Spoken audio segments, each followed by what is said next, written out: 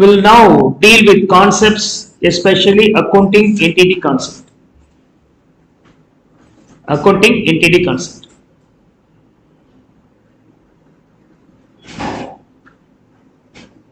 Accounting entity concept அப்படிங்கிறது என்ன அப்படின்னு சொன்னாக்க, owner he only starts his business. அவருடைய பணத்தை போட்டு அவர் தான் ஸ்டார்ட் பண்றார், அவருடைய உழைப்பை தான் போட போறார். அப்படி இருந்தாலும் ஓனரும் பிசினஸும் சேம் கிடையாது. ஓகே, நாம யாருக்காக ஒர்க் பண்றோம் அப்படின்னு சொன்னாக்க, ஓனருக்காகவா அல்லது பிசினஸுக்காகவா அப்படின்னா, we are working for the business, we are not working for the owner. Our perspective is all about working for business angle only. Is that okay? ஓனருடைய வீட்டில் போய் வேலை செய்ய போறீங்களா, பிசினஸ் உடைய ஆபீஸ்ல போய் ஒர்க் பண்ண போறீங்களா? Naturally you are working for the business alone. Okay, you are not working for the owner. Clear? பிசினஸ்க்காக தான் ஒர்க் பண்றீங்களோ இல்லையா, ஓனருக்காக நீங்க ஒர்க் பண்ணல. கிளியர்? இந்த லாஜிக்னால தான் ஓனர் கிட்ட இருந்து பிசினஸ்க்கு பணம் வந்துச்சு அப்படின்னு சொன்னாக்க, பிசினஸ் ஆங்கிள் பாத்தீங்கன்னா இன்ஃப்ளோ ஆஃப் கேஷ், பணம் உள்ளார வருது. ஓகே, டெபிட் வாட் கம்ஸ் இன், பணம் உள்ளார வருது, டெபிட் கேஷ். அதே சமயத்துல ஓனர் கிட்ட இருந்து, ஓனர் அந்த பிசினஸ்ல இருந்து பணத்தை எடுத்து போனார் அப்படின்னு சொன்னாக்க, பணம் வெளியே போகுது, அதான் கிரெடிட் பண்றோம், அவுட்ஃப்ளோ ஆஃப் கேஷ். யாருடைய ஆங்கிள் பாக்குறோம்? பிசினஸ் உடைய ஆங்கிள் பாக்குறோம். This will be inflow of cash and this will be outflow of cash. Inflow and outflow of cash. Clear? இப்ப பிசினஸ்க்கு பணம் வரும்போது இதுக்கான ஜர்னல் என்ட்ரி என்ன அப்படின்னு சொன்னாக்க, பணம் உள்ளார வரதுனால cash is debited, so cash account debit, cash account debit to யார் எடுத்துட்டு போறாரு அந்த பணத்தை? ஓனர்.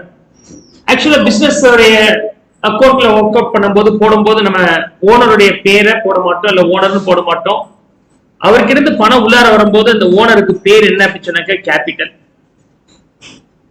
ஓகே, அது பேரு capital. Is that okay?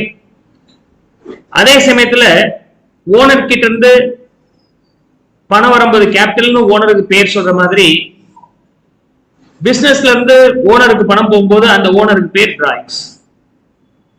In both angle you can do it. Business owner கிட்ட இருந்து business வரும்போது cash account debit to capital and vice versa the other way. Business ல இருந்து வெளியே போகும்போது cash goes out, right? Debit what comes in, credit what goes out, so to cash account. அப்படி நம்ம போறோம், to cash account. அப்ப நம்ம எதை டெபிட் பண்ணி ஆகணும்? drawings. In the drawings and the capital ரெண்டுமே represents the owner only, both represents the owner only. We can call these two being the representative personal account. This is called accounting entity concept. Accountsல accounting entity concept அப்படிங்கிறது என்ன மீன் பண்றாங்கன்னா, ஓனரும் பிசினஸும் same கிடையாது. Owner is different, business is different. Okay, owner is different and business is different. அப்ப ஒருத்தர் case போடுறார், ஏதோ ஒரு product சரியில்லை அப்படின்னு சொன்னாக்க, யார் மேல கேஸ் போடலாம் அப்படின்னா, பிசினஸ் மேல கேஸ் போடலாம், ஓனர் மேல கேஸ் போட மாட்டாங்க, unless the violation made personally by the owner. Otherwise, now let's deal with the money measurement concept. See, accountsல நம்ம ரெக்கார்ட் பண்ணும்போது கேஷ் பிசினஸ் டிரான்சாக்ஷன் ஆக இருந்தால், பிசினஸ் டிரான்சாக்ஷன் ஆக இருந்தால் அதுதான் நம்ம ஜர்னல் என்ட்ரிஸா எழுதணும். So we are converting this into the journal entry usually, or it is going to be recorded in the accounts. With the rules you can just pass a journal entry.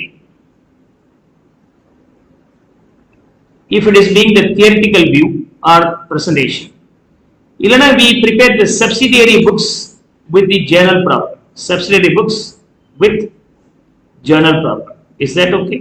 ரெண்டு ரூட்ல ஏதோ ஒன்று போடுவோம். அப்ப நம்ம அக்கௌண்ட்ஸ்ல start பண்றதே இங்க தானே. அப்ப இதுதான் நமக்கு main, cash business transaction is the main one. அதாவது an action between the two parties which is related to a business, that too measurable in terms of cash. கேஷால மெஷர் பண்ண முடிஞ்சது மட்டும் தான் நம்ம ரெக்கார்ட் பண்ண முடியும். If you are not able to quantify the transactions worth in terms of cash, it is not going to be recorded. It is not going to be recorded. அப்ப கேஷால measure பண்ண முடியும். So this is called money measurement concept. அப்படி கேஷால measure பண்ண முடியலன்னு எழுத மாட்டோம். For example A அப்படிங்கிறவரும் B அப்படிங்கிறவரும் ஒரு contract போடுறாங்க. அதுல ஏ வந்து பணத்தை கொடுக்கிறார். ஓகே, ஒரு 50 lakhs. பி உடனடியாக ஏக்கு தன்னுடைய ப்ராப்பர்ட்டியை கொடுக்கிறார், தன்னுடைய வீட்டை பில்டிங்கை கொடுத்துட்டார். உடனடியாக நம்ம என்ன பண்ணுவோம், ரெக்கார்ட் பண்ணிடுவோம். ஸோ பில்டிங் பர்ச்சேஸ்ட் இந்த இது அப்படின்னு சொல்லிட்டு ஏவுடைய புக்லையும், பில்டிங் சோல்டு அப்படின்னு சொல்லிட்டு பியோடைய புக்லையும் எழுதுவாங்க. ஆனா யார் ஓனர் அப்படின்னு சொன்னாக்க இன்னும் லீகல் டாக்குமெண்ட்ல ஏவுடைய பேர்ல ரெஜிஸ்டர் ஆகல. சம்டைம்ஸ் லேட்டர் ஏ வந்து என்ன பண்றாருன்னா ரெஜிஸ்ட்ரேஷன் போய் ஆஃபீஸ்ல போயிட்டு ரெஜிஸ்டர் பண்ணிக்கிறார். So now be made agreement, means டீட்ல சைன் பண்ணி கொடுக்குறாரு, சார் இந்த வீட்டை வித்துட்டு இனிமேல் ஏ தான் ஓனர் அப்படின்ட்டு. This is called registration. Okay, so நம்ம இப்ப எப்ப அக்கௌண்டிங் என்ட்ரி போடுவோம்னா எப்ப கேஷ் கொடுக்குறோமோ அப்ப என்ட்ரி கொடுப்போம். வீட்டோட சாவி கொடுக்கும்போது என்ட்ரி போட மாட்டோம், ரெஜிஸ்ட்ரேஷன் பண்ணும்போதும் என்ட்ரி கொடுக்க மாட்டோம் இல்லையா? Clear? when you are going to pass entry, once the cash goes out, immediately entry is passed. சாவி வாங்கும்போது சாவி வாங்கி கொண்டே இந்த என்ட்ரி போட முடியும். so we will not சாவி debit and to cash to we will not debit that logically, right? And when it comes to the registration, again it involves no cash transaction, so we will not record. So money measurement concept, transactions measurable only in terms of money could be recorded. அதே சமயத்துல எம்ப்ளாயியை recruit பண்றாங்க, select பண்றாங்க, recruit பண்றாங்க, இதெல்லாம் நம்ம என்ன பண்ண மாட்டோம், எழுத மாட்டோம். அவர் ஒர்க் பண்றார், அப்பயே நம்ம ரெக்கார்ட் பண்ண மாட்டோம். salary கொடுக்குறோம் இல்லையா, that time it is going to be recorded. ஒவ்வொரு எம்ப்ளாயும் காலையில வந்தாங்க, வேலை செஞ்சுட்டு போறாங்க, இன்னைக்கு வேலை செஞ்சாங்கன்னு எழுதிட்டே வர போறோமா? அந்த மந்த் எண்ட்ல அவருக்கு சேலரி கொடுத்த உடனே சேலரி கிவன் நம்ம எழுத போறோம். So only if the transaction, அவர் உழைச்ச உழைப்பு ஆர்கனைசேஷன் தானே உழைச்சார். ஓகே, இட்ஸ் எ டிரான்சாக்ஷன் தானே. So he has work for the organisation, organisation is now committed to pay him salary, not paid it. So அப்படின்னா இதெல்லாமே நம்ம ரெக்கார்ட் பண்ற போது இல்லை அக்கௌண்ட்ஸ்ல we will be recording only the salary. This is called money measurement. Accounting period concept அல்லது periodicity concept or time period concept அப்படின்னு சொல்லலாம். நம்ம எப்படி இருந்தாலும் ரிசல்ட் வேணும் இல்லையா? ஒரு ஒர்க்கை செய்யறோம், அதனால என்ன பலன், எதையாவது செஞ்சோம்னா என்ன ரிசல்ட்னு தெரியணுமா இல்லையா? அப்ப நீங்க வந்து உங்கள்கிட்ட என்ன சர்டிபிகேட்ஸ் கையில இருக்கு, படிச்சதுக்கு 10th சர்டிபிகேட் இருக்கு, +2 சர்டிபிகேட் இருக்கு, யூஜி முடிச்சவங்களா இருந்தால் யூஜி சர்டிபிகேட் ஏதோ ஒன்று வச்சிருக்கிறீங்க. 10th சர்டிபிகேட் கையில வச்சிருந்தா என்ன அர்த்தம்? you are studied up to 10th standard. Okay, அப்ப அதுக்கு முன்னாடி படிச்சதுக்குலாம் சர்டிபிகேட் இருக்கான்னு அதெல்லாம் கேட்கறது இல்லை. அப்ப பேசாம 10th எக்ஸாம் டேட்டா எழுத வேண்டியதானே, எழுதலாம்ல? யாராவது யோசிச்சு பார்த்தீங்களா? சார் என்னப்பா தேவையில்லாம 1ஆவதுல இருந்து 9ஆவது வரைக்கும் நம்ம கஷ்டப்பட்டு அதுக்கு 10th மட்டும் மார்க் ஷீட் வாங்குறோம். ஏன் நேரா 10th படிச்சுட்டு மார்க் ஷீட் வாங்கிட்டு போக வேண்டியதுதானே? வரலாமா சார்? வரலாம்ப்பா, ஓப்பன் என்ட்ரி எல்லாம் இருக்கு. Directly you can go for 10th standard and pass the exams and you will qualify 10th standard. Is that okay? But நீங்க நல்லா படிக்கிறீங்களா இல்லையா அப்படிங்கிறத நான் எப்படி தான் கண்டுபிடிக்கிறது அப்படின்னா, 10ஆவது வரைக்கும் 10ஆவது டேரக்டா எழுதி பாஸ் பண்ண பிறகு நம்ம செக் பண்ணிக்கலாம்னா, அது வரைக்கும் படிக்காம தெரிஞ்சிருந்தீங்கன்னா 10ஆவது வந்து நீங்க ஷார்ப்பா இருக்க முடியும். You cannot manage. வருஷம் கொஞ்சம் கொஞ்சமா இம்ப்ரூவ் பண்ணிட்டே வர்றீங்க. So you have the writing practice, you have the spelling practice and listening practice எல்லாமே இம்ப்ரூவ் ஆயிடுச்சு. கொஞ்சம் ஐக்யூ லெவல் இன்க்ரீஸ் வச்சு 10th standard எழுதுனீங்க, பாஸ் பண்ண முடியுது, right? So we cannot train a newborn baby directly for the 10th standard. It's not possible இல்லையா? கொஞ்சம் கொஞ்சமா inject பண்றோம். சரி, கொஞ்சம் கொஞ்சமா இன்ஜெக்ட் பண்றோம் இல்லையா? கண்டென்ட் உள்ளார போகுது இல்லையா?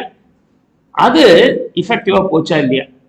10ஆவது ஒரு முறை மட்டும் எக்ஸாம் எங்க சார் அப்ப தெரிஞ்சுக்கலாம்னா நம்மளால சொல்ல முடியாது. அப்படின்னா கம்பார்ட்மெண்டலைஸ் பண்றோம் இல்லையா? வருஷம் ஒரு எக்ஸாம், அந்த எக்ஸாம் குவாலிஃபை பண்ணணும்னா நீங்க அந்த ஸ்டாண்டர்ட் முடிச்சிட்டீங்க, ஃபர்ஸ்ட் ஸ்டாண்டர்ட் முடிச்சிட்டீங்க, செகண்ட் ஸ்டாண்டர்ட் முடிச்சிட்டீங்க. அதே மாதிரி அக்கௌண்ட்ஸ்ல பொறுத்த வரைக்கும் ஒரு பிசினஸ்னு ஆரம்பிச்சீங்கன்னா அது க்ளோஸ் ஆன பிறகு பார்த்துக்கலாம் அது சக்சஸா இல்லையா. எவ்வளவு நாள் வெயிட் பண்ணுறது? சில பிசினஸ்லாம் 100 வருஷம் 150 வருஷம்லாம் இருக்கு. 100 years 110 years எல்லாம் நமக்கு இருக்கு. அது வரைக்கும் வெயிட் பண்ண முடியுமா? So by the time we can easily identify the profitability by calculating the profit for each and every year. ஒவ்வொரு வருஷமும் கம்பார்ட்மெண்டலைஸ் பண்ணிட்டோம். பிசினஸ் ஸ்டார்ட் பண்ண டேட்ல இருந்து அதோடைய க்ளோசிங் டேட் இந்த பீரியட் இருக்குல்ல தெரியாதே. க்ளோசிங் பீரியட் ஆக்சுவலி கம்பெனியா இருந்துச்சுன்னா infinite period. There is no end for the business life. Okay, 200 வருஷம் 300 வருஷம்லாம் சில கம்பெனிகள் இருக்கு. பட் அந்த கம்பெனி க்ளோஸ் பண்ணும்போது அது சக்சஸ்ஃபுல்லா வந்துச்சா இல்லையா நான் கண்டுபிடிக்கிறேன்னா எப்படி கண்டுபிடிச்சு முடிக்கிறது? ஸோ அப்ப நான் பார்ட்டா பிரிக்கிறேன். ஒரு பார்ட் இந்த வருஷம் எப்படி பண்ணியிருக்கிறாங்க, அடுத்த வருஷம் இது எப்படி பண்ணியிருக்கிறோம் அப்படின்னா we are preparing the accounts for each and every year separately. அப்ப இதோட ப்ராஃபிட் என்ன, இதோட ஃபினான்ஷியல் பொசிஷன் என்ன அப்படின்னு ப்ரிப்பேர் பண்றது தான் accounting period concept or periodicity concept or time period concept அப்படின்னு சொல்லுவாங்க. யூஸ்வலா அக்கௌண்ட்ஸ் எல்லாம் வரும்போது we start with 1st April and ends on 31st March. இதுதான் ஒரு அக்கௌண்டிங் இயர் சொல்லுவாங்க. This is called accounting period concept. Accounting year will be considered for the calculation of any business performances will be called as accounting period concept. So we'll be now dealing with the accrual concept. Transactions are recorded when they occur, not paid. அதாவது 1/4/2022ல start பண்றோம், 31st March 2023 ஓட நம்ம close பண்ண போறோம் ஒரு வருஷம் அப்படிங்கிற accounting year. இந்த ஒரு வருஷம் கன்சிஸ்டிங் ஆஃப் 12 months. இதுக்கான ரெண்ட் பேமெண்ட் எவ்வளவு இருக்கு அப்படி சொன்னாக்க, rent payment this is being 10,000 per month. ஒரு மாசத்துக்கு ரெண்ட் 10,000. பட் நீங்க எவ்வளவு பேமெண்ட் பண்ணி இருக்கிறீங்க அப்படி சொன்னாக்க you have paid only 90,000. Sir 12 months சொன்னால் 1,20,000 வரணுமே சார், only 90 தானே வந்திருக்கு அப்படின்னு அர்த்தம். 1st January 23 வரைக்கும் பேமெண்ட் ஆயிருக்கு, அதுக்கு பிறகு பேமெண்ட் ஆகல. ஆனா நான் ஆக்குபை பண்ணிட்டேன் 31st March ஓவர். ரெண்ட் கொடுக்கவே இல்லைங்க, ஆனா நான் என்ஜாய் பண்ணிட்டேன் அப்படின்னு அர்த்தம். It seems to be outstanding. Owner இல்ல நல்லா தர முடியல சார், 3 மாசத்துக்கு அப்புறம் தரேன்னு சொல்லி இருக்கிறேன். அப்ப this period being the outstanding period, this period being the payment. இப்போ what is your expenses sir? 90யா அல்லது 90 இந்த பீரியட்ல தர வேண்டிய 13 சேர்த்து எக்ஸ்பென்சஸ் சொல்லுவீங்களா? அப்படி சொன்னா 90 13 சேர்த்து 1,20,000 தான் நீங்க எக்ஸ்பென்சஸ் சொல்லுவீங்க. பெய்டும் அவுட்ஸ்டாண்டிங் சேர்த்துடணும் 90,000, இது ஒரு 30,000 அப்படின்னா என்ன அர்த்தம்? நீங்க ஏற்கனவே என்ஜாய் பண்ணிட்டீங்க. அக்கர்டு அப்படின்னா என்ன அர்த்தம்? அனுபவிச்சு முடிச்சிட்டீங்க. பணம் தரலனால அனுபவிச்சிட்டீங்களா, அது எக்ஸ்பென்சஸ் தான் அப்படின்னு சொல்றது accrual concept. And then this accrual concept is also a fundamental accounting assumption. Fundamental accounting assumption. Okay. We have 3 fundamental accounting assumptions. Am I right? What are they? One being accrual concept. Another one is going concern concept. Another one is consistency. These are the 3 fundamental accounting assumptions. யார் accounts prepare பண்ணாலும் அவங்க இந்த மூணுத்தை முதல்ல assume பண்ணிக்கிறாங்கன்னு அர்த்தம். Let's deal with matching concept. See, receipt, payments, receipts and payments. For assumptions, receipts and payments. What we receive is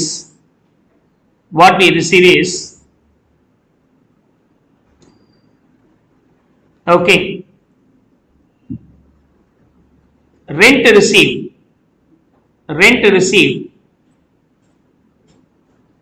rupees 20,000 per month. Rent being 20,000 per month. ஒரு மாசத்துக்கு 20,000. பேமெண்ட்ல rent payment 10,000 per month. 20,000 per month and 10,000 per month. அது இல்லாமல் I purchased a machine rupees 1 lakh.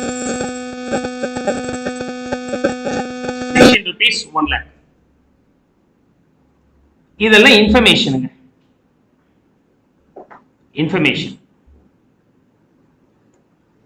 இப்போ என்னுடைய question வந்து what is the profit sir? What is the profit? What is the profit? இப்ப பாருங்க rent paid எவ்வளவு அப்படி சொன்னாக்க rent received வந்து 2 lakhs. Rent paid எவ்வளவு அப்படி சொன்னாக்க 1,50,000. மெஷின் வாங்கணும்ல அதுக்கான பேமெண்ட் எவ்வளவு அப்படி சொன்னாக்க 1 lakh. This is what about the rent payment, rent received as well as machine purchased kind of payment. Receipts and payment. I am talking about the receipts and payment. எவ்வளவு பணம் கையில வந்துச்சு, எவ்வளவு பணம் கையில கொடுத்திருக்கிறேன், அப்ப அந்த டீடைல்ஸ் எனக்கு தெரியும். இப்ப கையில பணம் எவ்வளவு இருக்கணும், ரெண்ட் வந்தது 2 லட்சம் ரூபாய், பேமெண்ட் அந்த ரெண்ட்டுக்காக பேமெண்ட் பண்ணது 1.5 லட்சம் ரூபாய், மெஷின் வாங்கினதுக்காக பேமெண்ட் 1 லட்சம் ரூபாய். அப்ப I have the shortage of 50,000 rupees. Otherwise ஓவர் டிராஃப்டா இருந்திருக்கலாம், பணம் இல்ல கையில. ஓகே, இல்லைன்னா கடன் சொல்லி இருக்கிறோம், இல்லைன்னா ஓவர் டிராஃப்ட் வாங்கி இருக்கிறோம். Is that okay? Now what is the profit? So I assume this 50,000 being overdraft in the bank. Overdraft in the bank. Clear? Now what is the profit sir? Adha eppadi sir kandupidipinga? Namak accounting year usually starts on 1/4/20 in the year 2022 nu vechikalam, ends on 31st March 2023. 31st March 2023. So இங்க start பண்ணி இது வரைக்கும் இருக்கிறதா accounting period. இதானே accounting period. ஒரு மாசத்துக்கு 20,000 ரூபாய் அப்படி சொன்னாக்கா ஒரு வருஷத்துக்கு எவ்வளவு வரணும்? 2,40,000 ரூபாய் வரணும். 2,40,000 ரூபாய் வரணும்.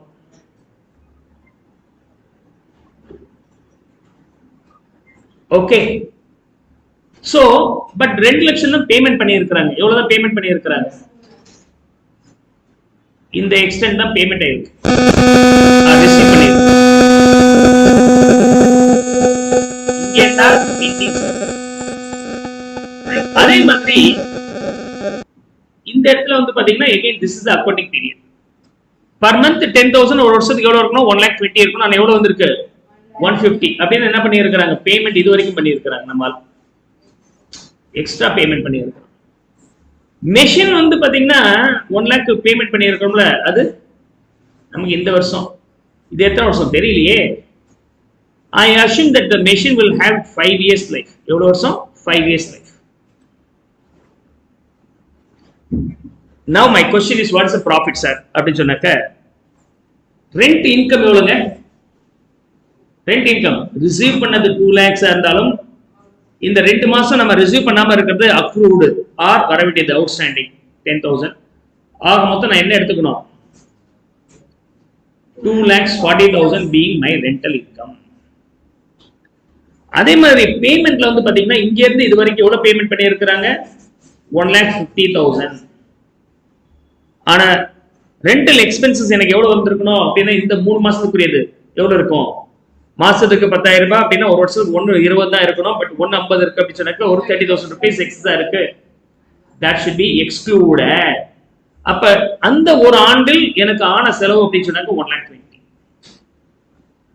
மெஷின் அதே மாதிரி பாத்தீங்கன்னா 1 லட்சம் ரூபாய் இருக்கு, 5 years லைஃப். அப்போ 5 years யூஸ் பண்ணலாம். அப்ப ஒரு வருஷத்துக்கு எவ்வளவு நமக்கு லாஸ் ஆகுது? So for the entire period the value being 1 lakh. Okay, அதுல இந்த போர்ஷன் வந்து 1/5. am I right? This will be 4/5. இந்த 1 lakhல 1/5 எவ்வளவு இருக்கு? 20,000 இருக்குல்ல, அதுதான் நம்ம என்னன்னு வச்சுக்கணும்? செலவானதாக அஸ்யூம் பண்ணிக்கணும். Now ultimate profit here being the difference between this one, this will be your income, receipts la idu income, and this will be your expenses. This will be your expenses. அப்ப இன்கம்ல இருந்து இந்த expenses subtract பண்ணிட்டீங்கன்னா 240 minus 140, 1 lakh is the profit.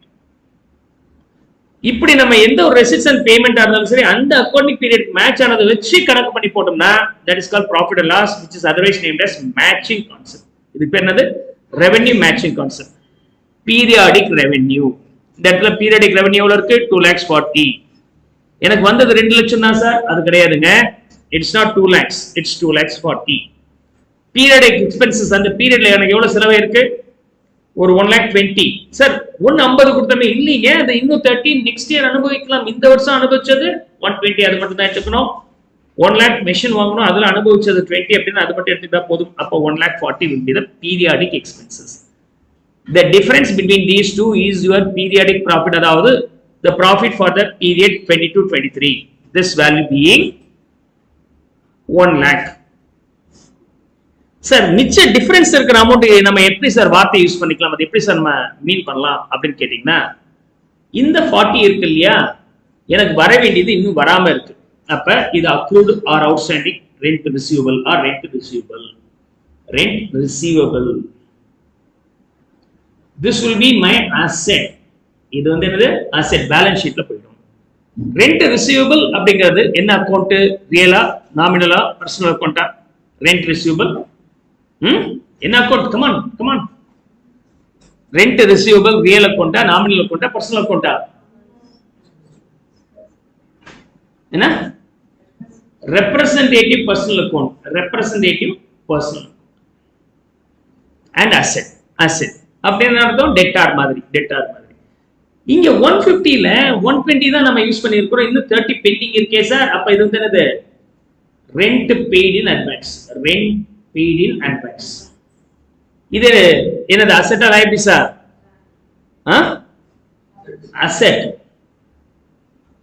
அசெட்டா லைபிலிட்டிஸா? Asset.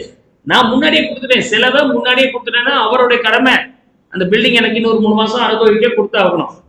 Asset. அப்ப rent in advance வந்து என்ன account, ரியலா, பர்சனலா, நாமினலா?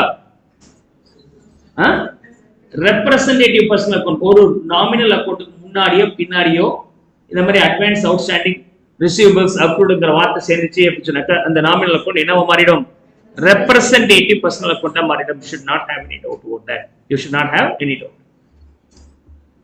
Okay, so we have done this one and this one. What about this, sir? In the 1 lakhல 20 தானே சார் என்ஜாய் பண்ணி இருக்கிறோம். 1/5 of the year is over 1 lakhல. இப்ப balance 4/5 புரியது இருக்கு. எவ்வளவு இருக்குது, 80,000 இருக்கே. அது என்னது, இது என்னது, என்னது அது? அந்த 80,000 என்னங்க? come on, what is that? என்ன அர்த்தம்? 80,000 என்னதுங்க? அட பாவீங்களா, அசெட்டுங்க. இந்த அசெட் தானே உட்கார்ந்து இருக்கிறீங்க. மெஷினுங்க. அந்த மெஷின் 1 லட்சம் ரூபாய் வாங்கினதுக்கு 20,000 ரூபாய் என்ஜாய் பண்ணதுக்கு பேர் டெப்ரிசியேஷன். என்ஜாய் பண்ணாம மிச்சம் இருக்கிறது பேலன்ஸ் ஷீட்ல மெஷின் போட போறீங்க இல்லையா? இது ஒரு மெஷின். இதுல என்ன யோசிக்கிறீங்க? நான் இதை கரெக்டா சொல்லுவீங்கன்னு நினைச்சேன். நீங்க ஏதோ ஒரு மாதிரி பேசுறீங்க சார், அதனால அமைதியா உட்கார்ந்துருந்தோம் அப்படின்றீங்க. This is nothing but asset machine. என்ன அசெட்? அசெட் வந்து என்ன அக்கௌண்ட் இது? என்ன அக்கௌண்ட்? மெஷின் வந்து அசெட் பா. என்ன அக்கௌண்ட்?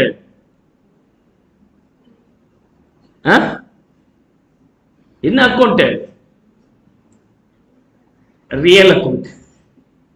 என்னாச்சு உங்களுக்கு, புரியுதா இல்லையா? So this is call matching concept. எந்த ஒரு ரெசிட்ஸ் அண்ட் பேமெண்டா இருந்தாலும் சரி, எந்த பீரியடுக்கு போடுறோமோ அந்த பீரியட்ல மேட்ச் ஆச்சுன்னா பேமெண்ட் வந்து அந்த பீரியட்ல என்ஜாய் பண்ணி முடிச்சிட்டீங்க, ரெசிட்ஸ் அந்த பீரியட்ல நம்ம சர்வீஸ் பண்ணி முடிச்சிட்டோம் அப்படின்னா அது ரெவென்யூவா மாறிடும், ப்ராஃபிட்டா மாறிடும். அது தவிர மேட்ச் ஆகாத ஐட்டங்கள் இருக்கு இல்லையா, அது பேலன்ஸ் ஷீட்ல அசெட்ஸ் ஆர் லைபிலிட்டிஸாக நமக்கு போயிடும். That will go to the balance sheet as asset or liabilities. எதெல்லாம் மேட்ச் ஆச்சோ அந்த மேட்ச் ஆன இந்த ரெட் கலர்ல இருக்கிற எல்லா விஷயங்களும் என்ன அப்படின்னு சொன்னாக்க நாமினல் அக்கௌண்ட். மேட்ச் ஆகாம போஸ்ட் ஆகிட்டு போகுதுல வெளியில அந்த 12 months விட்டு தாண்டி, அது என்னவா இருக்கலாம் அப்படின்னு சொன்னாக்க அசெட்ஸா இருக்கலாம், லைபிலிட்டிஸா இருக்கலாம். இது பேலன்ஸ் ஷீட் போக வேண்டிய ஐட்டம். இந்த நாமினல் அக்கௌண்ட் அப்படிங்கிறது எங்க போயிடும் அப்படின்னா P&L அக்கௌண்ட்டுக்கு போயிடணும். ஸோ ரொம்ப இன்ட்ரெஸ்டிங் அண்டர்ஸ்டாண்ட் பண்ணிக்கலாம் மேட்சிங் கான்செப்ட். ஒரு முழு இல்லஸ்ட்ரேஷனையே நான் வந்து என்ன பண்ணியிருக்கிறேன்னா மேட்சிங் கான்செப்ட் சால்வ் பண்ணியிருக்கிறேன். லெட்ஸ் அந்த வீடியோ எங்கேயாவது இருக்கும், யூடியூப்லேயே தான் போட்டிருக்கேன். இதில் போட்ட ஞாபகம் இல்லை, தேடி எடுத்து தரேன். கிட்டத்தட்ட ஒரு 2500-3000 வீடியோ வந்துருச்சு, அதெல்லாம் நான் சர்ச் பண்ணி எடுக்க முடியல. இல்லைன்னா அதை நான் திரும்ப வேணா எக்ஸ்பிளைன் பண்ணுறேன்.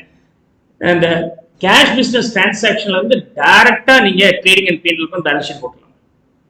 எந்த ஒரு debit what comes in, credit what goes அவுட்லாம் வேணாம், எல்லாத்தையும் குப்பையில போடுங்க. டைரக்டா என்ன பண்ணலாம்னா இந்த ஃபார்மேட் இருந்தா போதுமானது. நீங்க பேமெண்ட் பண்ணதுலமே இந்த பீரியட் மேட்ச் ஆச்சா, பேமெண்ட் பண்ணது அந்த பீரியட் மேட்ச் ஆச்சுன்னா எக்ஸ்பென்சஸ், உங்களுக்கு வந்தது அந்த பீரியட் மேட்ச் ஆச்சுன்னா ரெவென்யூ, ரெண்டுக்குள்ள டிஃபரன்ஸ் வந்து உங்களுக்கு ப்ராஃபிட் மேட்ச் ஆகாதது எல்லாமே பேலன்ஸ் ஷீட் போயிடும் அப்படின்னா வேலை முடியும். ரொம்ப சிம்பிள். கிளியர்? யா, நோடினோம். இங்க பாருங்க, all expenses matched with the revenue of that period only recorded. Clear? Enterprise has long life. Long life, it means we have no intention for liquidation. We have no intention for liquidation. இந்த ரீசன்னால தான் நீங்க எந்த ஒரு payment பண்ணாலும் அந்த பேமெண்டான benefits, okay, benefits இருக்கு இல்லையா, பேமெண்ட்டுக்கான benefit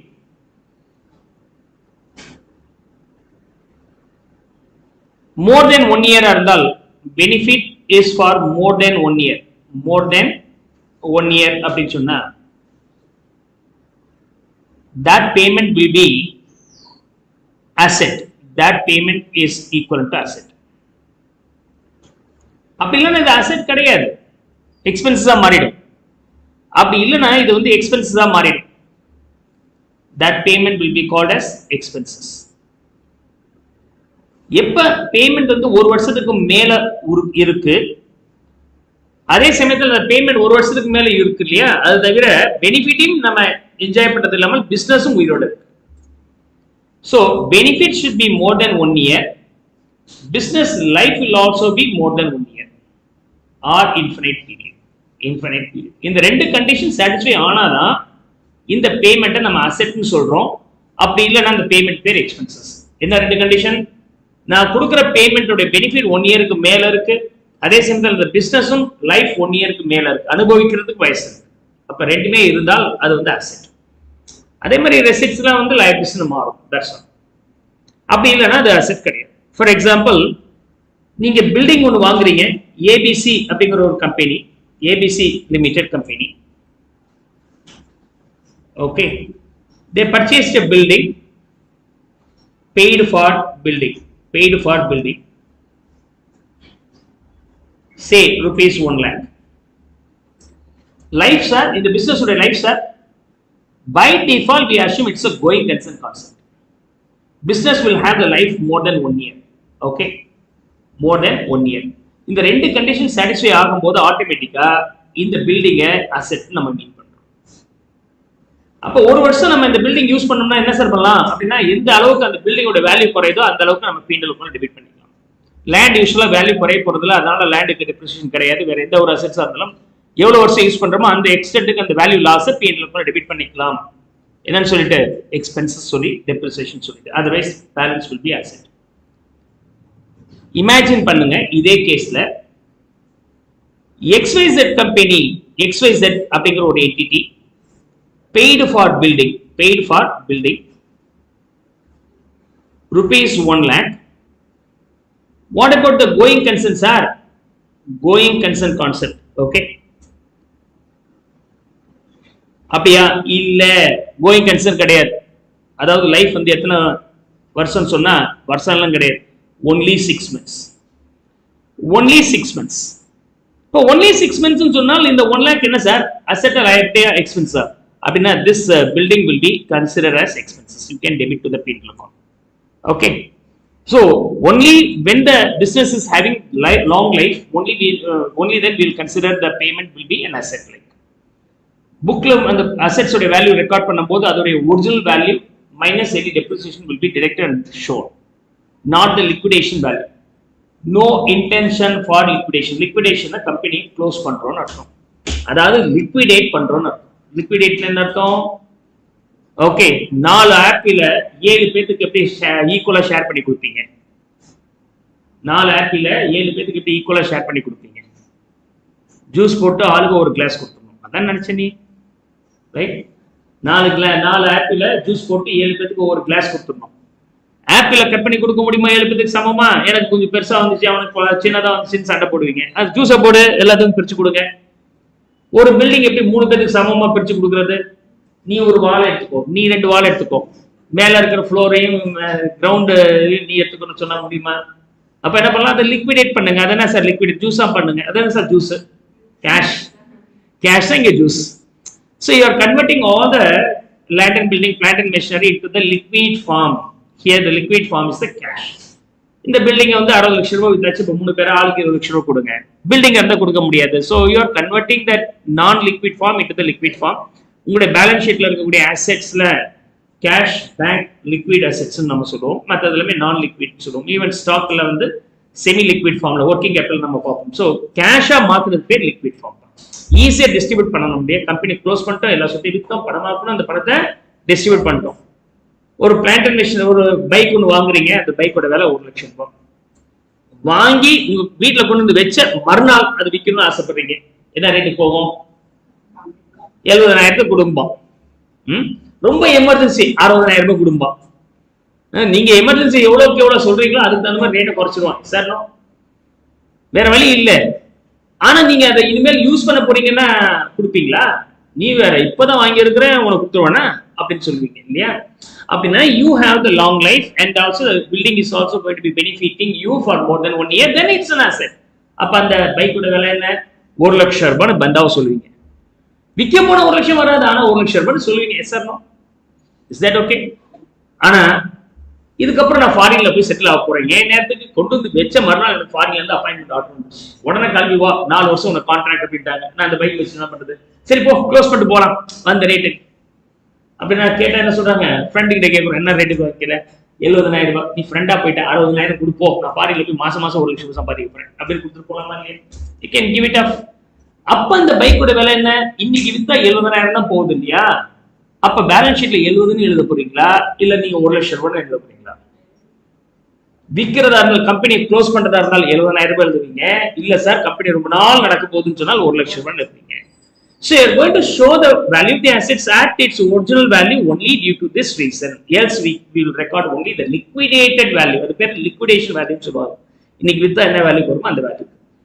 அது எப்படி சார் XYZ கம்பெனி வந்து 6 மாசம் தான் இருக்குன்னு நீங்க சொல்றீங்க அப்படின்னு சொன்னாக்க இருக்குங்க. டெம்பரவரியா ஒரு ப்ராஜெக்ட் வருது, பெரிய டிமாண்ட் இருக்கு. ஓகே, ஃபார் எக்ஸாம்பிள் தீபாவளி நேரத்துல பட்டாசு கடை ஒன்று போகணும்னு நினைக்கிறேன். உடனே என்ன பண்றாங்க, ஒரு வேக்கண்ட் லேண்ட் இருக்கு சார், நீங்க இங்க ஷெட் போட்டுக்கோங்க, ஸ்டார்ட் பண்ணுங்க அப்படின்னா உடனே வேக்கண்ட் லேண்டுக்கு ரெண்டுக்கு எடுத்தா பெரிய ஷெட் ஒன்று கட்டினேன். அது என்னது? பில்டிங் தானே. டெம்பரரி கார்ட்போர்டு வச்சு பண்ணிக்கிறேன், பில்டிங் தான். அந்த ஒரு 3 மாசம் அட்டாசமா பிசினஸ் பண்ணேன், லாபம் வந்துச்சு, பிரிச்சேன், எல்லாத்தையும் க்ளோஸ் பண்ணிட்டு போயிட்டே இருக்கிறேன். எக்ஸிபிஷன்ல பெருசு பெருசா ஷெட் மாதிரி போடுறாங்க, ஒவ்வொரு ஸ்டால் இன்ஸ்டால் பண்றாங்க. ஒரு ஸ்டால் இன்ஸ்டால் பண்றதுக்கு 30,000-40,000 ரூபாய் வரும்பா ஒரு ஸ்டால் போட்டாங்கன்னா. இதே உங்க பில்டிங்ல சைக்கிள் வைக்கிறதுக்கு, பைக் வைக்கிறதுக்கு ஒரு ஷெட் போறீங்க, அதுக்கு 40,000 ரூபாய் வருது. ஆனா அது பில்டிங் அசெட்ல போயிடும். என்ன காரணம்? உங்க பில்டிங்லயே ஏற்கனவே ஷெட் வேணும் தேவைப்பட்டுச்சு, ஷெட்டை போட்டீங்க, அந்த பில்டிங் வந்து பல நாள் யூஸ் பண்ண போறீங்க, அந்த ஷெட்டும் பல நாள் யூஸ் பண்ண போறீங்க, அது அசெட்டா மாறி போச்சு. ஆனா எக்ஸிபிஷன்ல போட்ட ஷெட் எக்ஸிபிஷன் முடிஞ்சோன்னா க்ளோஸ் பண்ண போறீங்க அப்படின்னு சொன்னாக்க short tenure. that shed though it is having benefit for more than 1 year, but I am not going to enjoy it. அப்ப அந்த பிசினஸ் வந்து 3-4 மாசத்துல நான் க்ளோஸ் பண்ண போறேன் அப்படிங்கிற கேஸ்ல இதெல்லாமே லிக்விடேஷன் வேல்யூல ரெக்கார்ட் பண்ண போறோம். கோயிங் கன்சர்ன் கான்செப்ட் இல்லாதது. கோயிங் கன்சர்ன் கான்செப்ட் இல்லாத பிசினஸும் இருக்கு, கோயிங் கன்சர்ன் கான்செப்ட் உள்ள பிசினஸும் இருக்கு. நாம நினைக்கிறது by default going concern. Accounting fundamental accounting அசம்ப்ஷன்ல 3 அசம்ப்ஷன்ஸ் பார்த்தோமா இல்லையா? என்னென்ன அசம்ப்ஷன் இருக்கு? அக்ரூவல், ரெண்டாவது வந்து கோயிங் கன்சர்ன், மூணாவது வந்து கன்சிஸ்டன்சி. அப்ப இந்த கோயிங் கன்சர்ன் கான்செப்ட் அப்படிங்கிறது மெயினா ஒரு fundamental accounting assumption. Fundamental accounting assumption. Accrual, going concern, and then consistency. These are the 3 concepts we have. Clear?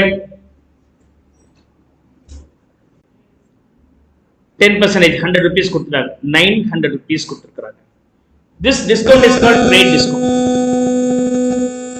Even later, இந்த payment earlier payment பண்ணீங்கன்னா உங்களுக்கு ஒரு additional discount கொடுக்குறாங்க, that is named as cash discount. அந்த cash discount ஒரு 50 rupees. அப்ப the ultimate payment for that item being only 850. Okay, probably this is your asset னு வெச்சுக்கலாம். You assume this is being an asset. இப்போ உங்களுடைய balance ஷீட்ல என்ன value எழுத போறீங்க? What value you have to write? You have to write 900 rupees. இந்த asset உடைய value என்னன்னு எழுதுவீங்க? 900 rupees. Always remember the trade discount should not be shown anyway. Trade discount should not be shown anyway. Clear? What is journal entry for this? What is journal entry for this? வாங்கும்போது 900 rupees நீங்க இன்னைக்கு வாங்குறீங்கன்னு வச்சுங்க. For example 1/4/2023 அன்னைக்கு வாங்குறீங்க. வாங்கும்போது என்ன entry? asset account debit to creditல வாங்குறதா வச்சுக்கலாம். XYZ அவர்கிட்ட இருந்து வாங்குறதா வச்சுக்கலாம். 900 rupees. மறுநாளே கொடுத்துட்டேன் பணத்தை. 2/4/2023. அவர் என்ன சொன்னார்? சார் 3 மாசம் டைம் எடுத்துட்டேன். வேணாம் மறுநாளே கொண்டு வந்து கொடுத்துறேன். இப்போ என்ன journal entry? XYZ account debit 900 to discount receive 50 to cash at bank 850. இப்போ இந்த asset உடைய வேல்யூ என்ன? 900 அதானே வருது. so 850 கிடையாது இல்லையா? so you have to show this value at 900. But இன்னைக்கு இதை விற்க போனா இது இந்த அசெட் எனக்கு தேவையில்லை சார். சரி ஓகே வித்துருவோம். விற்க போனா ரியலைசபிள் வேல்யூ என்ன ரேட் கேட்கறாங்க அப்படின்னாக்க 600க்கு கேட்கறாங்க. எவ்வளவு கேட்கறாங்க? 600. சரி இதே அசெட்டை புதுசா வாங்குறதா இருந்தால் கடையில போய் கேட்கிறோம், சார் இந்த அசெட் டேமேஜ் ஆச்சு புதுசு வாங்கலாம்னு இருக்கிறேன், என்ன ரேட்னா கொடுப்பீங்க? இல்ல என் ஃப்ரெண்டு கேட்கிறான், நான் வாங்கினேன் நல்லா இருக்குன்னு என் ஃப்ரெண்டும் கேட்கிறாரு, அவருக்கு வாங்கி தரலான்னு இருக்கிறேன், என்ன ரேட்? சார் இன்னைக்கு விலை ஏறி போச்சு சார், 1100 சார். ஸோ அப்ப 1100 being the replacement value. இது பேர் என்னது? replacement value. realizable value னா இன்னைக்கு வித்தா என்ன வேல்யூவோ அது பேர் realizable value. replacement value னா இதே அசெட் புதுசா இன்னொன்னு வாங்குறதா இருந்தா என்ன வேல்யூ இன்னைக்கு கொடுக்க வேண்டியதா இருக்குன்னா 1200 ரூபாய். நீங்க மொபைல் வாங்குனீங்க, வாங்கின மறுநாள் என்ன பண்ணிடுறாங்க? விலை ஏத்திட்டா சந்தோஷமா இருக்கு, ஆனா குறைச்சுக்கிறாங்களே. 10,000 ரூபாய் ஒரு மொபைல் வாங்குறீங்க, வாங்கின மறுநாள் போய் கடையில போய் பாத்தீங்கன்னா இன்னைக்கு சீப் சார் 9,000 ரூபாய் நியூ வெர்ஷன் வந்துச்சு, இது 8,000 ரூபாய் அப்படின்னா 9,000 ரூபாய் 7,000 ரூபாய். ஆனா 10,000 ரூபாய் வாங்குறது 11,000 சந்தோஷமா இருக்கு, அப்பா நம்ம சீப்பரா வாங்கிட்டு வந்து மறுநாளே ரேட்டு குறைச்சிடுறாங்க. நடக்குதா இல்லையா? ரிவர்ஸ்லயும் நடக்கும். நம்ம வாங்கி முடிச்சோட விலை ஏறது இருக்கு, ரொம்ப சந்தோஷமா இருக்கு, இதெல்லாம் மாட்டினாங்கடா நம்ம சீப்பா வாங்கிட்டோம் அப்படின்னு. ஆனா ஒண்ணு, வாங்காமலே இருந்த எல்லா பைசா நம்ம பாக்கெட்ல இருக்குன்னு யாராவது கவனிச்சு நினைச்சு பாத்தீங்களா? எல்லா பைசா நம்ம பாக்கெட்ல இருக்கும். Right, anyhow understand. ஒரு அசெட்டுக்கு என்ன வேல்யூ? வாங்கும் போது ஒரு விலையை கொடுத்தீங்க, அதே அசெட் வாங்கி முடிச்ச உடனே தேவைப்படல, வித்தா என்ன வேல்யூ போகுது அப்படின்னா ரியலைசபிள் வேல்யூ. ஒரு ஸ்கிராப் வேல்யூக்கு ரியலைசபிள் வேல்யூக்கு என்ன வித்தியாசம்னா, யூஸ் பண்ணி முடிச்சிட்டீங்க தூக்கி குப்பையில தான் போடணும்னா அது பேர் ஸ்கிராப் வேல்யூ. அது இன்னும் யூஸ் பண்றதுக்கு லைஃப் எல்லாம் இருக்கு, எனக்கு தேவைப்படல விற்கிறேன் அப்படின்னா அது ரியலைசபிள் வேல்யூ. ஐயோ சரியா யூஸ் பண்ணல, டேமேஜ் ஆயிடுச்சு, புதுசு வாங்கி ஆகணும், அப்ப இதை ரீப்ளேஸ் பண்றதுக்கு ஒரு வேல்யூ கொடுக்குறோம்ல, ரீப்ளேஸ்மெண்ட் வேல்யூ. எவ்வளவு பேர் வருது பாருங்க. Replacement value, realisable value. இப்ப இதுல என்ன வேல்யூ நம்ம எடுத்துக்கிறது? என்ன வேல்யூ எடுத்துக்கிறது? உண்மையிலுமே நீங்க என்ன பைசா கொடுத்தீங்களோ அந்த வேல்யூ எடுத்துக்கணும். அதாவது ஹிஸ்டரி என்ன அர்த்தம்? வரலாறு சார் எடுத்தீங்க. Old one. ஹிஸ்டாரிக்கல் காஸ்ட் அப்படின்னு சொல்லுவாங்க. இது பேர் என்னது? Historical cost, otherwise cost concept. பழசுதான், ஆனா அந்த வேல்யூ நம்ம எடுத்துக்க போறோம், historical cost concept. So either you can name this being cost concept or historical cost concept. Okay, the actual price what you pay at the time of acquisition minus any value reduction due to the usage named as depreciation. And the value தான் record பண்ணாம வெளிய realizable value, replacement value, scrap value, liquidation value. The realizable value க்கு இன்னொரு பேரு liquidation value. Liquidation என்ன அர்த்தம்? பிசினஸ்ல இருக்கிற எல்லா அசெட்ஸையும் வித்து பணமாக்கி அந்த ஓனருக்கு செட்டில்மெண்ட் பண்றோம் இல்லையா, அது பேர் லிக்விடேஷன் பேரு. அப்ப பிசினஸ்ல இருக்கிற அசெட்ஸை விக்கிற அந்த வேல்யூக்கு பேர், இன்னைக்கு வித்தால் என்ன வேல்யூவோ அது பேர் liquidation value, otherwise realisable value. So realisation கான்செப்ட்னா என்ன? நீங்க ஜர்னல் என்ட்ரி எப்போ பாஸ் பண்ணுவீங்கன்னா, அந்த transaction cash business transaction realise ஆன பிறகுதான் நம்ம ரெக்கார்ட் பண்ணணும் அப்படிங்கிறது realisation concept. We'll record the journal entry only on realization of the transaction. Is that okay? Otherwise the realize ஆன பிறகு தான் ரெக்கார்ட் பண்றது அப்படின்னு சொன்னாக்க, CA ரெஜிஸ்ட்ரேஷன் நீங்க பண்ண உடனே நான் ஒரு சார்ட்டர்ட் அக்கௌண்டன்ட், எனக்கு ஒரு மாசத்துக்கு 1 லட்சம் ரூபாய் சம்பளம் வேணும் அப்படின்னு எதிர்பார்க்கணும். இல்லையா? இப்போ புரியுதா? இல்ல பாஸ் பண்ணி முடிங்க, அப்புறமேட்டு பார்க்கலாம். நீங்க டிமாண்ட் பண்ணலாம், கமெண்ட் பண்ணலாம். கடையில வந்து ஒருத்தர் ஆர்டர் பண்றாரு, சார் எங்களுக்கு எமர்ஜென்சி இன்னைக்கு ஈவினிங் வந்து ஒரு 10,000 யூனிட்ஸ் நீங்க மேனுஃபேக்சர் பண்ற குட்ஸ் எனக்கு வேணும் அப்படின்னு உடனே உட்காந்து கற்பனை பண்ணக்கூடாது. 10,000 யூனிட் கேட்டுருக்கிற, ஒரு யூனிட்டுக்கு 1000 ரூபாய் ப்ராஃபிட், 10,000 யூனிட்டுக்கு அப்பா க்ரோர்ஸ் வருது, அப்பா இன்னைக்கு ஒரு நாள் நான் கோடீஸ்வரன் ஆயிடுவேன் அப்படின்னா ஈவினிங் வரலன்னா. So you have to record only on the confirmation. On the confirmation. For example, நாம் என்ன பண்ணலாம்?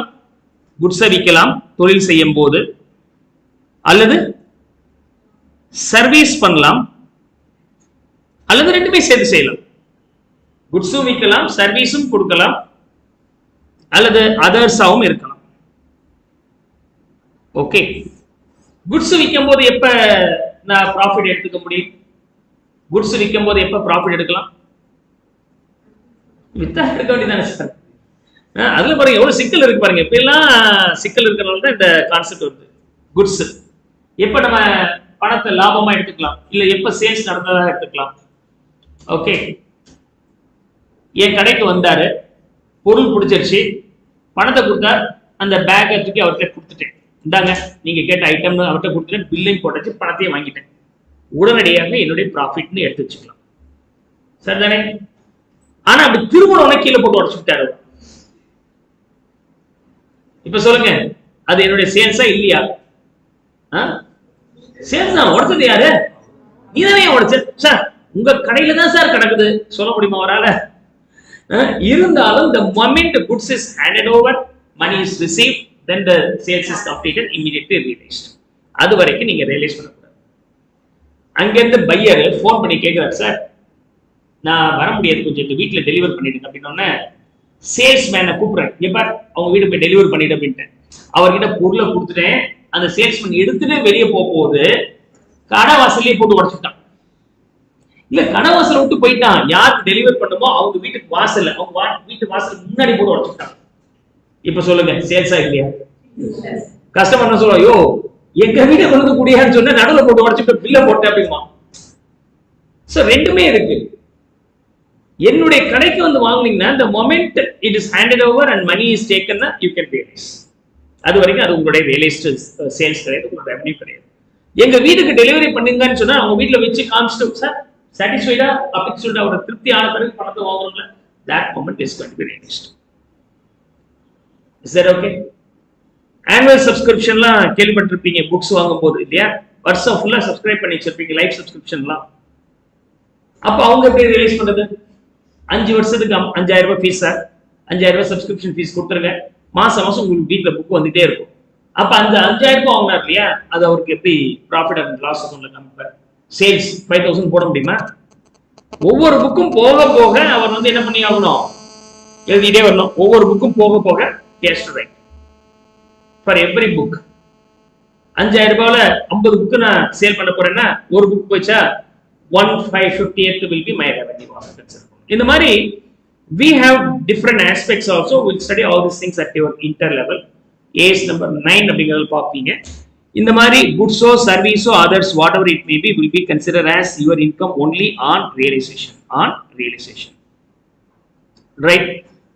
So for every transaction, அது இல்லாம dual aspect conceptல for every transaction it has two aspects.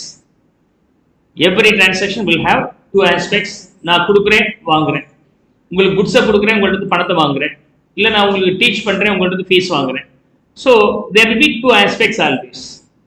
அந்த டூ ஆஸ்பெக்ட்ஸ் ஒன்று ப்ளஸ் ஒன்று மைனஸ்னு வச்சுக்கலாம். பட் இங்கே வந்து நம்ம என்ன டேர்ம் யூஸ் பண்ணுறோம்னா debit and credit. Every debit will have equivalent credit, right? So that is called dual aspect concept. அந்த டியூவல் ஆஸ்பெக்ட் கான்செப்ட் படி தான் நமக்கு அக்கௌண்டிங் ஈக்குவேஷன் அப்ரோச் வருது. Accounting equation approach or accounting equation concept சொல்லுவாங்க, where capital is equal to assets minus liabilities. So always this equation will be matching for each and every transaction after. ஒவ்வொரு டிரான்சாக்ஷனும் நீங்க இந்த மாதிரி போட்டுட்டே வரலாம், அப்ப எப்பொழுதுமே இது மேட்ச் ஆயிட்டே இருக்கும். Is that okay? So we have seen an illustration passing the journal entries. Sir, without passing the journal entries, transaction is going to be taken as a base to prepare the accounting equation directly. Accounting equation approach nu paathom. That's also a logic here. Consistency concept என்ன அப்படி சொன்னாக்க, நீங்க ஏதாவது ஒரு accounting பாலிசியை follow பண்றீங்க அப்படின்னு சொன்னாக்க அதையே இயர் ஆஃப்டர் இயர் நீங்க ஃபாலோ பண்ணணும். Okay, followed from one accounting period to another. அதாவது அக்கௌண்டிங் இயர் 2022-23ல நீங்க ஒன்னு ஃபாலோ பண்ணீங்க. ஃபார் எக்ஸாம்பிள் டெப்ரிசியேஷன் எடுத்துக்கலாம். When it comes for the depreciation, we have n number of methods. Okay, அதுல predominant methods are two, WDV method as well as SLM method. Predominant methods are two, WDV method as well as SLM method.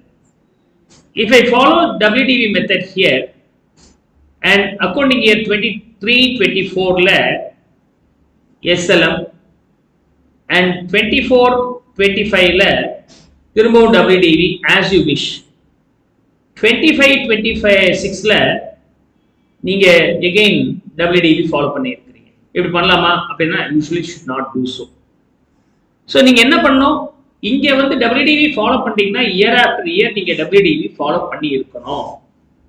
Okay, அதுதான் consistency concept. So consistency concept is also one of the fundamental accounting assumption. Fundamental accounting அசம்ஷன்ஸ்ல 3.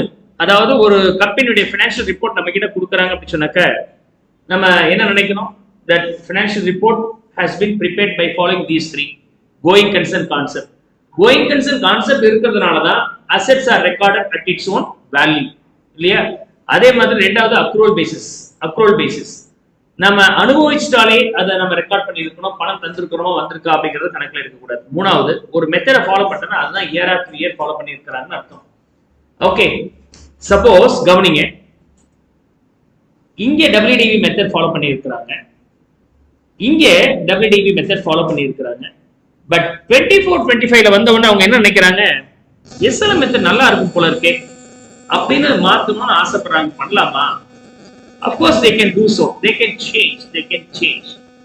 அப்படி change பண்ணீங்கன்னா consistency concept affect ஆகுது. அப்படி affect ஆச்சுன்னா என்ன பண்ணி ஆகணும்னா நீங்க சொல்லணும், டிஸ்க்ளோஸ் பண்ணி ஆகணும். You have to disclose. We are changing the method of depreciation from the WDV to SLM. அந்த சேஞ்ச் பண்ண ரீசன் வந்து என்ன அப்படின்னு சொன்னாக்க, ஒன்னு புதுசா வந்த ஆக்ட், லா, அக்கௌண்டிங் ஸ்டாண்டர்ட் நீங்க SLM மெத்தட் தான் ஃபாலோ பண்ணணும்னு சொன்னாங்க, அதான் நாங்க மாத்தணும் சார் சொல்லலாம். அல்லது WDV காட்டிலும் SLM தான் நல்லா இருக்கும்னு நீங்க நினைக்கிறீங்க, அதாவது சேஞ்ச் பண்ணணும்னு விருப்பப்படுறீங்க அப்படின்னா அந்த ரீசனுக்காக நீங்க சேஞ்ச் பண்றீங்கன்னா பண்ணலாம், தப்பு இல்லை. These 2 reasons you can change. Change பண்ணும்போது டிஸ்க்ளோஸ் பண்ணி ஆகும். என்ன டிஸ்க்ளோஸ் பண்ணி இருக்கணும்? Number 1, we have changed the method of depreciation from the WDV to SLM. இது மட்டும் கிடையாது. இப்படி நீங்க மெத்தட் சேஞ்ச் பண்ணதுனால ப்ராஃபிட் அண்ட் லாஸ் எவ்வளவு அஃபெக்ட் ஆயிருக்கோ அந்த அஃபெக்ட் ஆன இன்ஃபர்மேஷன் நம்ம கொடுக்கணும். இந்த வருஷம் ப்ராஃபிட் வந்து 5000 ரூபாய் அதிகமானது காரணம் இந்த மெத்தட் சேஞ்ச் பண்ணதுனால அப்படிங்கறது நீங்க இன்டிமேட் பண்ணி ஆகணும். அதே மாதிரி அசெட்ஸ் அண்ட் லைபிலிட்டிஸ் உடைய வேல்யூ சேஞ்சையும் நாம இன்டிமேட் பண்ணி இருக்கணும். இதெல்லாம் நம்ம இன்டிமேட் பண்ணி ஆகணும். ஸோ யூஸ்வலாவே வந்து நான் என்கிட்ட ஃபினான்ஷியல் ரிப்போர்ட் கொடுத்துட்டீங்கன்னா நான் என்ன நினைக்கிறேன்னா, இது வரைக்கும் நீங்க என்ன மெத்தட் ஃபாலோ பண்ணீங்களோ அதுதான் இயர் ஆஃப்டர் இயர் ஃபாலோ பண்ணியிருக்கிறீங்கன்னு நான் நினைக்கணும். திடீர்னு இந்த வருஷம் மாத்தினீங்கன்னா நான் அப்படி அப்ப நீங்க சொன்னாதான் எனக்கு தெரியும். எல்லாருமே பாத்தீங்கன்னா 11th ஸ்டாண்டர்ட் முடிச்சிட்டீங்களா அப்படின்னு சொன்னாக்க எவ்வளவு 11th ஸ்டாண்டர்ட்ல மார்க் அப்படின்னு சொன்னாக்க ஆல் பாஸ் பேட்ச் அப்படின்றாங்க. ஆல் பாஸ் பேட்ச் தானே? Yes or no? எத்தனை பேர் all pass batch 11th standard? 11th 12th 10th 10th எவ்வளவு மார்க் அப்படின்னா ஆல் பாஸ் பேட்ச் அப்படின்றீங்க. ரொம்ப சிம்பிளா. அப்ப நான் என்ன நினைச்சிட்டு இருக்கிறேன், நீங்க 10th எல்லாம் நல்லா படிச்சிருக்கீங்கன்னு நினைக்கிறேன். அப்புறம் தான் தெரியுது ஆல் பாஸ் பேட்ச் அப்படின்ட்டு. unless I know that நீங்க டிஸ்க்ளோஸ் பண்ணுமா இல்லையா? unless you disclose, I'm not aware about the basic. இதாவது பரவாயில்ல, ஆல் பாஸ் பேட்ச் வந்து 10th போச்சு. போன பேட்ச் எடுக்கும்போது 11th ஸ்டாண்டர்ட் வந்து ஆல் பாஸ் பேட்ச், யாருக்குமே ஜேர்னல் என்ட்ரியே தெரியல. ஸோ இப்போ எனக்கு எவ்வளவு கஷ்டம் பாருங்க. So unless you say me, I think you may be coming in a regular stream. If there is no regular stream, you have to intimate me. அப்படின்னா நீங்க என்ன மெத்தட் ஃபாலோ பண்றீங்களோ இயர் ஆஃப்டர் இயர் நீங்க அதுதான் follow பண்ணிட்டு இருக்கீங்க. அதுல எதுவும் சேஞ்ச் பண்ணலன்னு அர்த்தம். அப்படி சேஞ்ச் பண்ணீங்கன்னா சொல்லுங்க, எனக்கு அப்பதான் தெரியும். சேஞ்ச் பண்ணக்கூடாதுன்னு சொல்லல, அதுக்கப்புறம் சொல்லுங்க. அதுக்கப்புறம் you have to follow only SLM method.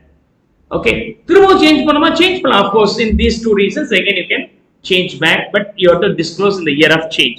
This is called consistency concept. So 3 fundamental accounting assumptions la consistency 1 and accrual and going concern concept. So these are the assumptions you have to do. Now let's deal with conservatism convention.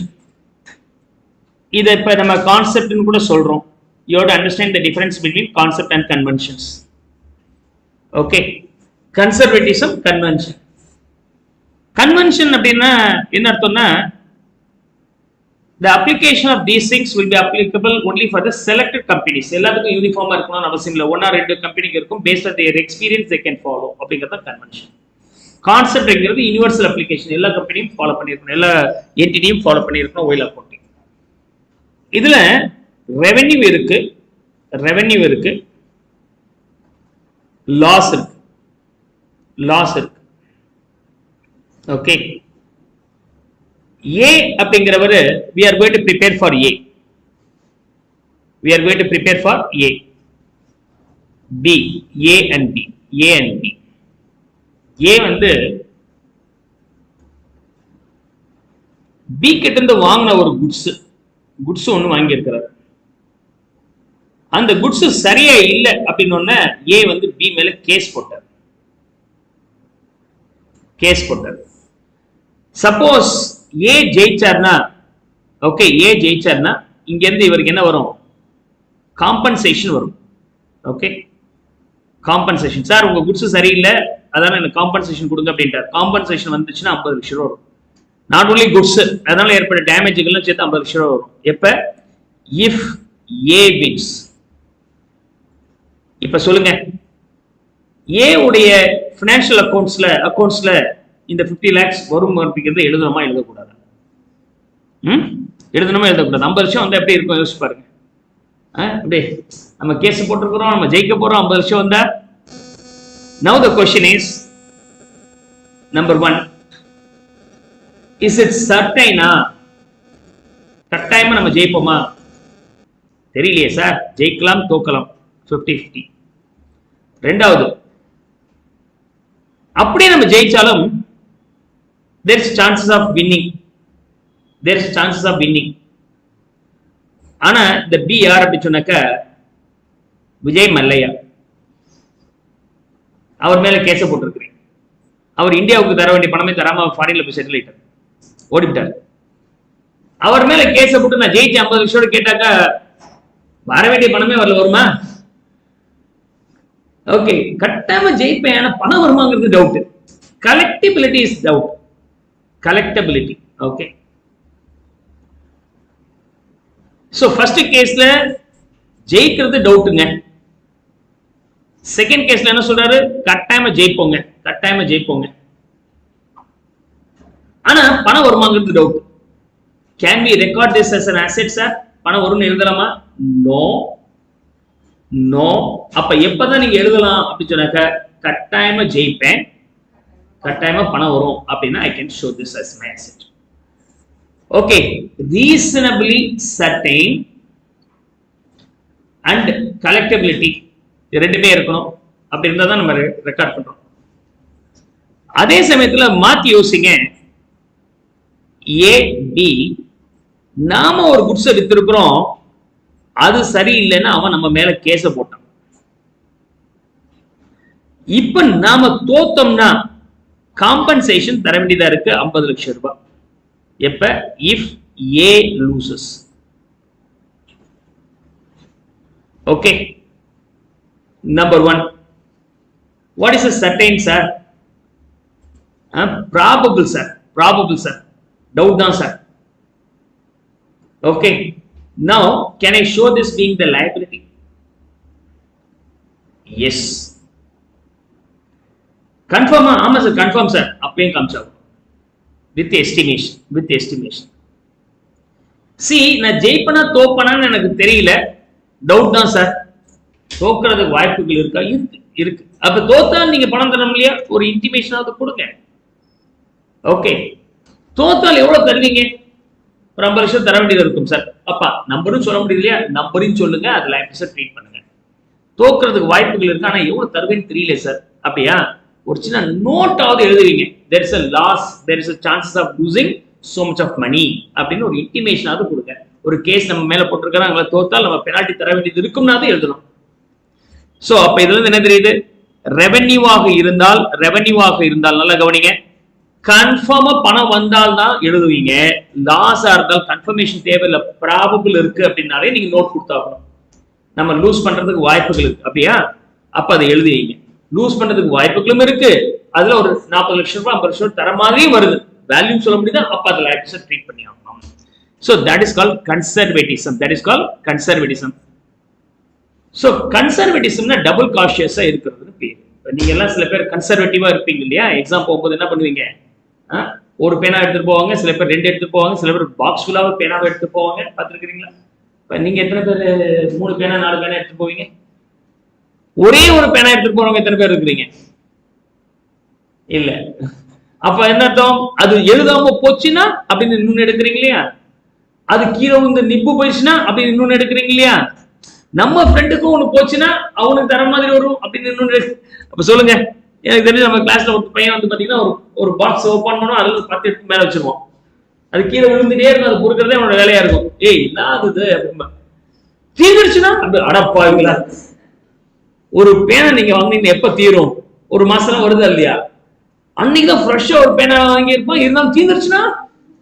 So அப்படின்னா நம்ம நேரத்துக்கு question paper டஃபா வந்துருச்சுன்னா, ஒரு question கூட answer தெரியலனா அப்படி யோசிச்சு ஒரு பேனா யாராவது எடுத்து போறீங்களா?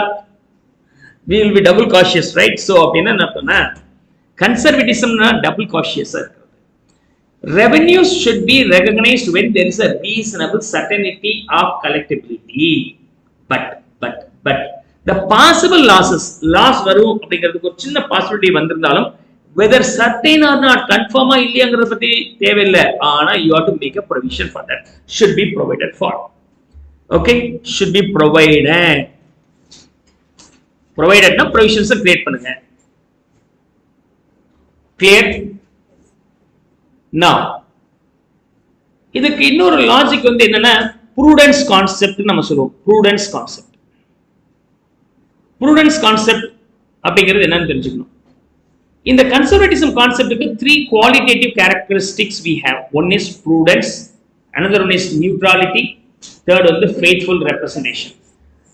Conservatism concept பத்தி நீங்க பார்க்க வரும்போதே prudence, neutrality, faithful representation 3 இருக்கணும். Is that okay? ஒவ்வொன்றா நான் எக்ஸ்பிளைன் பண்றேன். What is called neutrality? Neutral அப்படின்னு சொன்னா யார் பக்கமும் பயஸ்டா இல்ல, ஒருத்தருக்கு சார்பா இவன் என் ஃப்ரெண்டு அப்படின்னு சொல்லிட்டு அவன் எப்பவுமே நல்லதான் சொல்லுவான் அப்படின்னா நம்ம நம்ப கூடாது. அவனும் தப்பு சொல்லலாம், தப்பு செய்யலாம்.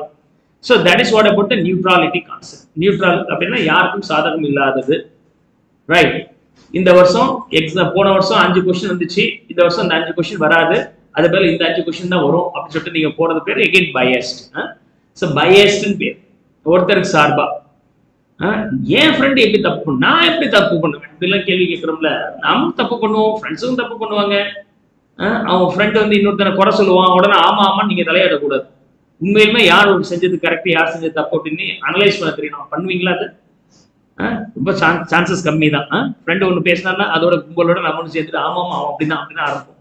This is called neutrality. Neutrality இல்லைன்னு அர்த்தம். ஸோ அப்ப நியூட்ராலிட்டி இருக்கணும். கன்சர்வேட்டிசம் கான்செப்ட்ல நியூட்ராலிட்டி அப்படின்னு என்ன அர்த்தம்?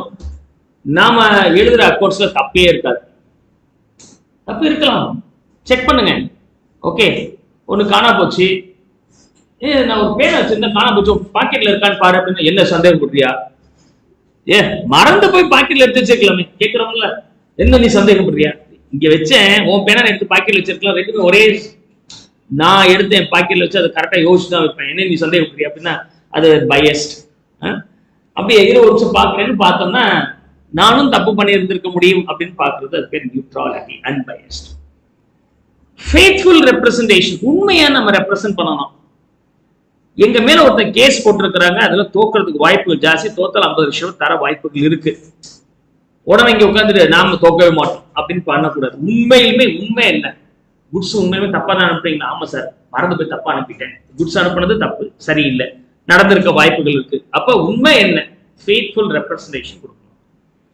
Then the third concept, qualitative characteristics for the conservatism concept la prudence should be noted. Prudence na enna artham appdi sonaka, anticipated losses are recognized but anticipated profits are ignored. லாபம் வரும்னு எதிர்பார்க்கறத நீங்க record பண்ண கூடாதுங்க. ஆனா நஷ்டம் வரும்னு நீங்க எதிர்பார்த்தீங்கன்னா அதை ரெகக்னைஸ் பண்ணணும். லாபம் வரும்னு நினைக்கிறத ரெகக்னைஸ் பண்ண வேண்டாம். வந்தா சந்தோஷம், வரலன்னா அப்படிங்கிறது.